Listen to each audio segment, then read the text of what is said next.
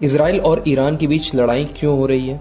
लोग सिर्फ न्यूज देख रहे हैं, सबके दिमाग में एक ही चीज है कि शायद ईरान गाजा का बदला ले रहा हो, लेकिन ऐसा नहीं है। हर देश के पीछे कुछ ना कुछ छुपा होता है। जी हाँ, हम बात कर रहे हैं इस वार की कि इस वार की वजह क्या है। तो जुड़े रहिए हमारे YouTube चैनल वर्ल्ड फैक्ट के साथ। आइए हम आपको बताते हैं कि ईरान और इसराइल की लड़ाइयाँ क्यों हुई। ईरान के प्रमुख लीडर अयातुल्लाह खामनेई ने इसराइल और अमेरिका को शैतान बताया था।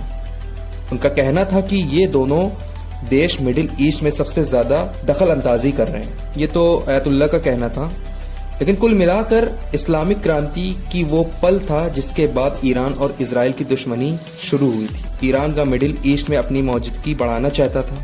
बहुत सारे ऐसी बातें हैं जो इस वीडियो में आप सुनते हुए आएंगे, जैसे कि ईरान और इसराइल के बीच 12 दिन बाद आखिरकार यह जंग थम चुकी है। जंग में जब अमेरिका की एंट्री हुई थी तब इस जंग को और ज्यादा घातक बना दिया था।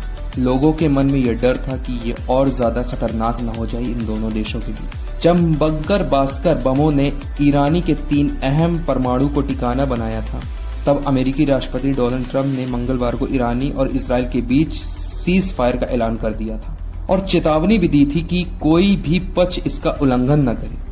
लेकिन ईरानी की तरफ से जिस परमाणु खतरे को लेकर जंग की शुरुआत हुई थी, वह खतरा अब पूरी तरीके से खत्म हो चुका है। और सबसे बड़ा मुद्दा यह है कि लोगों के मन में बहुत सारे सवाल हैं। पहला सवाल तो ये है, क्या ईरान और इसराइल के जंग में साजिश रची गई थी अमेरिका की?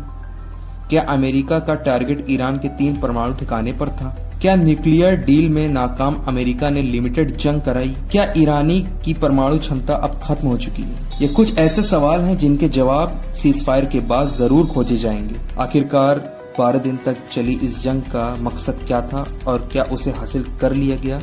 सबसे बड़ा मुद्दा तो यही है।